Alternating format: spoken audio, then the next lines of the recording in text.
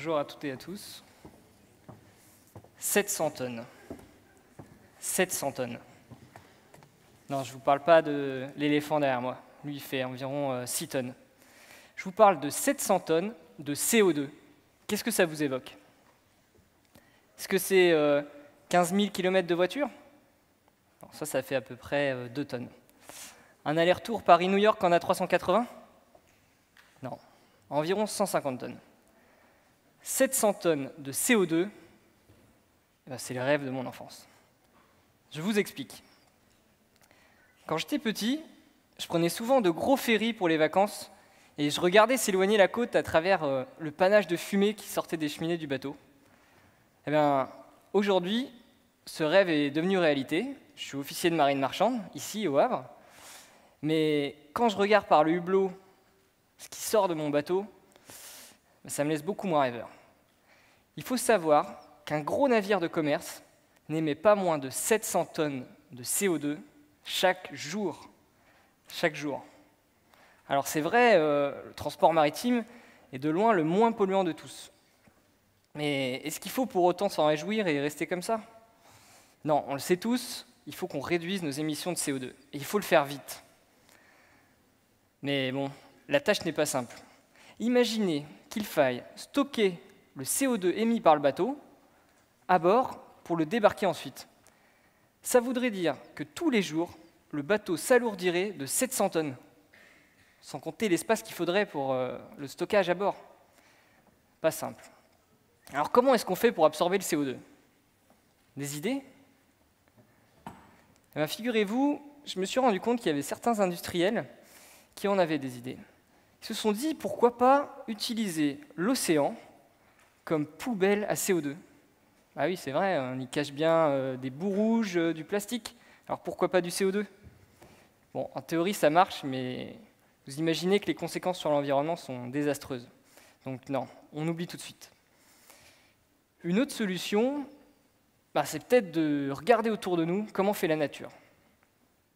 Absorber du CO2, c'est ce qui se passe tous les jours dans nos forêts. Comment? Grâce à une réaction fascinante. Vous en avez tous entendu parler, la photosynthèse. Cette réaction qui a lieu dans les plantes permet de métamorphoser le CO2 en oxygène.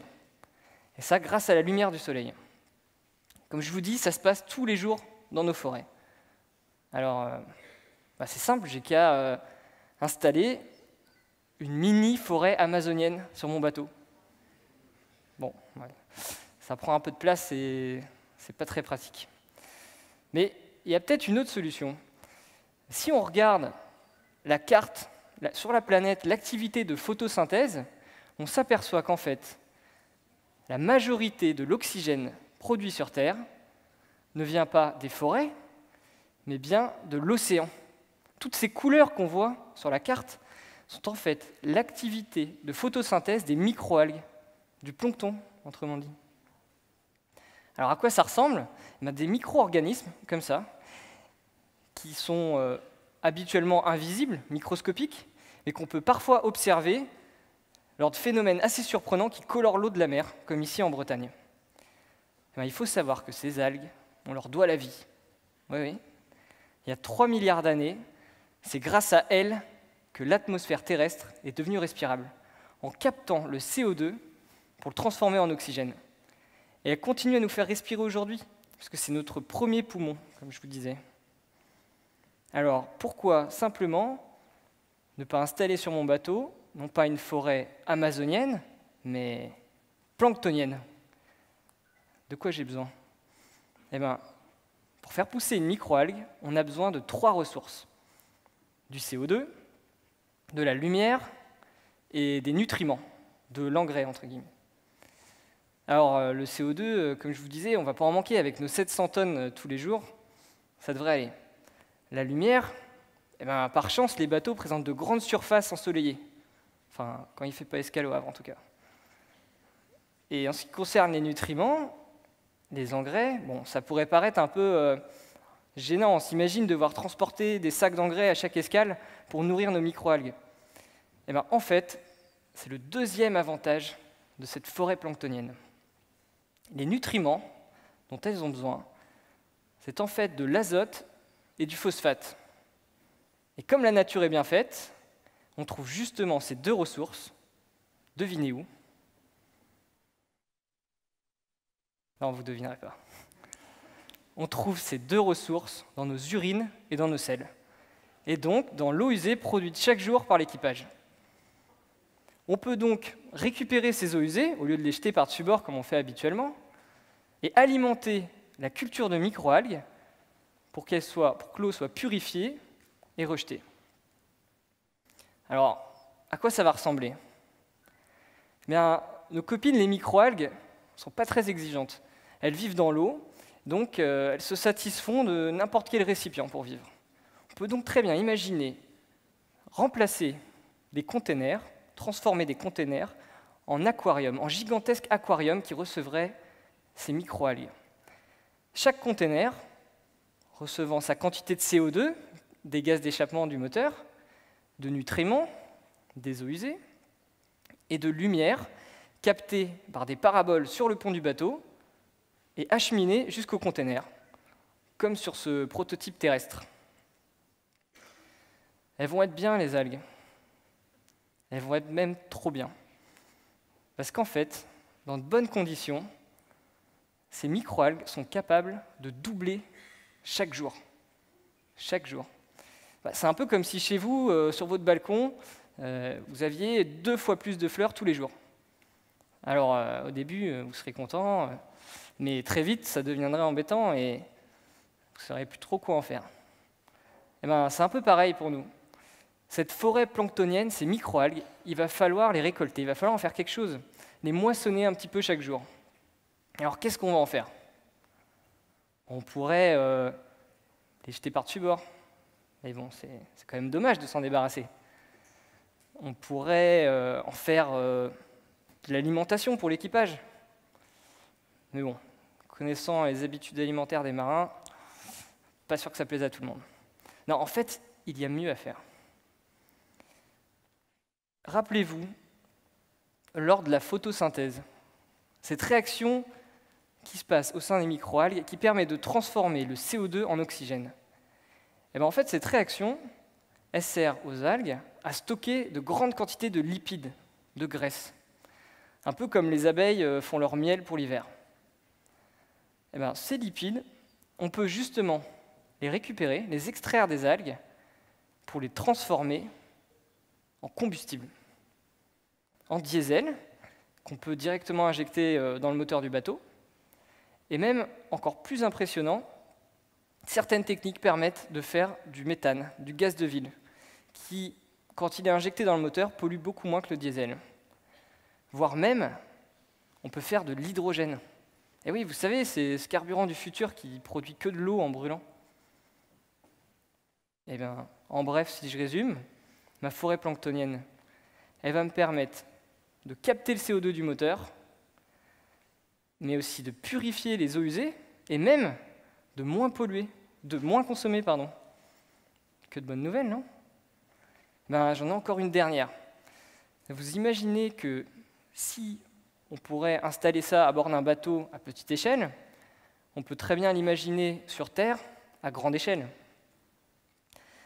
Alors l'objectif, c'est évidemment pas de continuer à utiliser du pétrole, bien au contraire, mais bien de trouver des solutions pour réduire nos émissions de CO2 en attendant que nos vieux moteurs soient remplacés.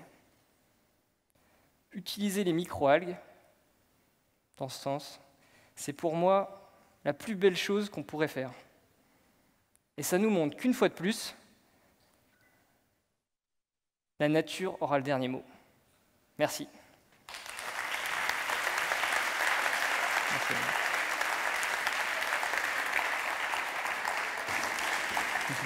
Merci beaucoup, Simon. On a vu tous des intervenants, il nous reste 3 minutes, on a un petit peu de temps. On a vu des intervenants tout au long de ce forum et encore cet après-midi, qui sont des gens très qualifiés, avec une grande expérience, un grand bagage professionnel, et c'est très bien, on en profite. C'est plus rare, même si certains jeunes étaient sur scène, c'est plus rare de voir des jeunes, je suis désolée hein, de vous parler comme un jeune de votre âge, se lancer dans cette bataille pour un environnement mieux préservé, pour le développement durable. C'est quoi le nerf de la guerre, le moteur qui vous fait avancer?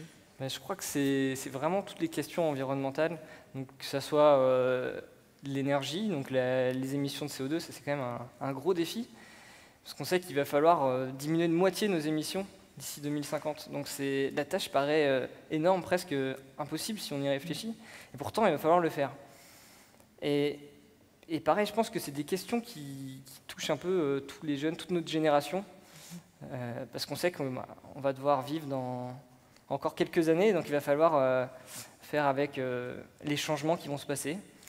Et la COP21, vous l'avez suivi passionnément, vous avez été ému comme Laurent Fabius à la fin, au moment où enfin cet accord de Paris était intervenu?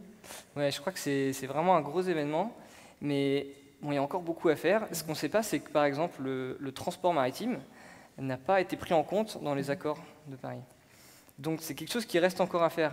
Et là-dessus, donc, je travaille sur un mémoire pour réduire les émissions de CO2 sur le transport maritime.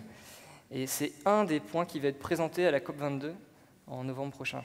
Le transport maritime reste l'un des moyens de transport les plus usités, les plus en développement, bien qu'il soit également l'un des plus polluants. Est-ce que votre réflexion vous mène vers un usage différent du transport maritime, mais avec le même volume, ou une incitation à moins transporter des marchandises par bateau? C'est sûr qu'on sait que les conteneurs qu'on transporte, c'est une conséquence de la mondialisation et donc d'un peu des dérives d'acheter un jean à l'autre bout du monde. Mais après, il n'y a pas que ça, il y a aussi les bateaux à passagers, et la croisière, c'est quand même un secteur qui est en pleine expansion. Il y a de plus en plus de gens qui veulent naviguer, qui veulent faire le tour du monde sur des bateaux. Alors, je ne sais pas si c'est une bonne chose ou pas. Mais en tout cas, le transport maritime, finalement, c'est le moins polluant si on rapporte ça à la tonne transportée. Donc si on prend une marchandise, ça vaut plus le coup de le transporter par bateau.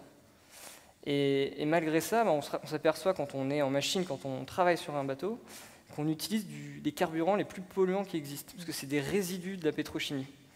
Et donc il y a encore d'énormes progrès à faire là-dessus. Donc l'objectif, c'est en gardant le même volume ou un volume augmentant des échanges commerciaux par transport maritime ou des transports de passagers, c'est en gardant le même volume de réduire la consommation, de changer de type de carburant. Le mieux, ce serait de changer, mais on sait qu'aujourd'hui, un bateau qui sort de chantier, on a encore pour 20 ans, et les tout derniers bateaux aujourd'hui ont toujours les mêmes moteurs, quasiment aussi polluants qu'il y a 20 ans.